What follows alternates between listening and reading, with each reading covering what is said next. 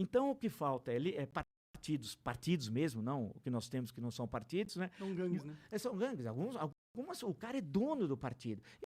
Os políticos já me relataram, o sujeito chega e fala assim, olha, quanto você quer para ir para lá, quanto você quer, funciona dessa forma. E sem contar que eles também não têm, é difícil, a maioria dos partidos você não sabe exatamente o que eles defendem. Exato, são Eles não partidos, defendem nada, e não eles tem defendem diferença o um do poder por outro. si Não próprio. tem diferença. Não tem ideologia. Então, você pega certos países, você tem 7, 8 partidos. Tudo bem, 7, 8, 6, 7, com representação. Aí você sabe. Porque em certa época do Brasil, nos anos da chamada República Populista, né, entre 1945 e 1964, tinham 3 partidos que ficaram célebres à época. E eram partidos nesse sentido, ideológico, você sabia quem era quem. Que era a União Democrática Nacional, a UDN, o Partido Trabalhista Brasileiro, que não é essa palhaçada de hoje, e o PSD, que também não é o de hoje, o Partido Social Democrático. Então, tinha expressões que as pessoas usavam, por exemplo, você está parecendo um udenista, quando se combatia a corrupção, né? Porque a UDN tinha parlamentares famosos, discursavam muito bem, combatia a corrupção, tinha força presença nas classes médias urbanas e tal. O PTB era vinculado aos sindicatos, era no seu trabalho. E o PSD era dos antigos interventores na ditadura do Estado Novo, grosso modo. E tinha depois alguns outros partidos que orbitavam, o Democrata Cristão, que era pequeno, mas tinha ideologia, foi depois da guerra, né? Então, o Partido Libertador do Rio Grande do Sul, que sempre foi parlamentarista, mas tudo isso acabou, porque aí veio a ditadura militar, criou à força 2 partidos, Arena e MDB. Arena era o partido do governo e o MDB devia ser a oposição.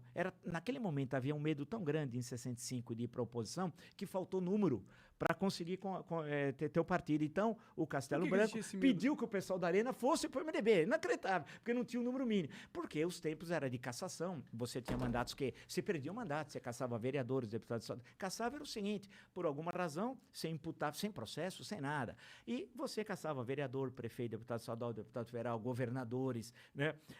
Outras pessoas que estavam, como, por exemplo, foram expulsos das Forças Armadas depois de 64. Os que mais sofreram no meio civil foi muita gente, mas foi no meio militar. Você pode listar cerca de 3.000, 3.500 que perderam na aeronáutica, no exército e na marinha seus postos. E aí o cara da aeronáutica, tem um deles, o Oswaldo França Júnior, que depois, já falecido, virou um grande escritor, o cara era da aeronáutica, piloto lá, foi demitido em 64, que entrou nos atos, foi cassado.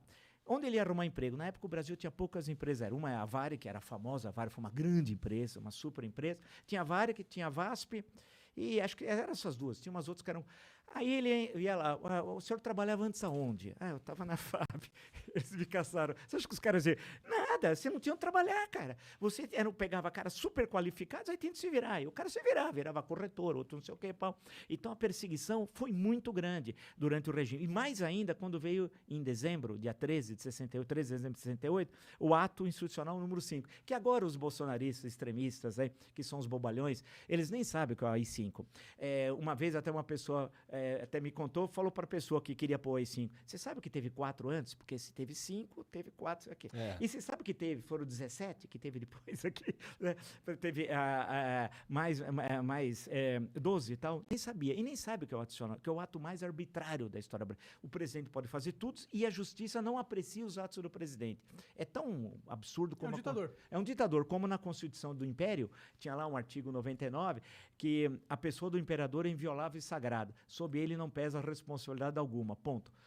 Aí, cara, se ele é uma figura sagrada e não tem... no AI-5, na República, foi alguma coisa assim. Então, claro, as pessoas ficaram com medo. É a mesma coisa com outras palavras. Sim, com outras palavras, exato. É um jeito de institucionalizar uma... É o arbítrio, é um arbítrio o maior possível. Aí quando depois acabou o AI-5 e tal, ainda no regime militar, aí criaram-se 5 partidos políticos, né? Que era o PDS, que foi o sucessor da Arena, né? Aí o MDB, colocaram o P na frente e virou PMDB, que era antigo. O PTB foi recriado, mas foi Ivete Vargas, que fazia política em São Paulo, que ficou com a sigla, e o Brizola estava voltando, ficou 15 anos exilado, mas ela ganhou no TSE. Aí ele criou o PDT, e surgiu o PT. e o PT foi criado em 1980, né, como um partido na época de viés socialista. Tanto que o número do PT inicialmente nas eleições, por exemplo, em 82, São Paulo, Lula foi candidato a governador, derrotado. Era o número 3, era assim. E ele falava, vote no 3 porque o resto é burguês, tal. Essa era a palavra de ordem. Depois as coisas mudaram, né?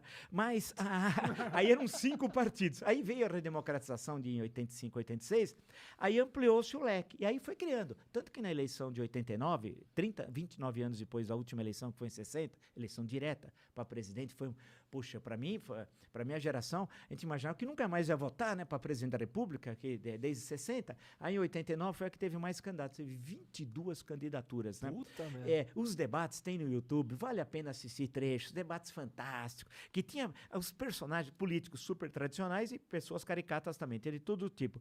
Era melhor antes? Sim, era. A qualidade política? Sim, era. Cara, como eu sou historiador, né? Historiador é meio nostálgico, eu sou santista também, então são 2 problemas, né? Que deve ser lembrado. Na época do Pelé, é foda, né? É duro ver agora, o cara não dá passe de 3 metros, mas os políticos eram melhores, a formação da elite política brasileira, isso explica o rápido crescimento econômico, porque você tinha políticos, homens públicos, na maior parte, que entendiam o que estava acontecendo, né? E que tinham boa formação e entendimento do que estava ocorrendo no mundo, porque a gente tem que lembrar que nós não estamos fora do mundo, né? A gente tem a mania de olhar para o próprio umbigo, e ousadia, né? Quando eu citei o caso do JK, do Juscelino Kubitschek, você imagina essa questão da capital, porque essa questão da mudança da capital está em todas as constituições da República desde 1891, que é a primeira. Era mudar a capital do Rio para o interior. E por que mudar para o interior? Era pra fugir da população. Não, essa é uma lenda, viu, que criaram. Na Não verdade... faz sentido. Na verdade era a questão seguinte. Primeiro, em termos estratégicos, militares, era um problema você ter a capital à beira-mar, né? Então, Madrid não é à beira-mar, você vai pegando várias tal, né? De capitais importantes, não era Londres, etc. O ataque marítimo foi Paris, para a capital, né? Claro, então havia essa questão, mas havia uma questão da interiorização do desenvolvimento.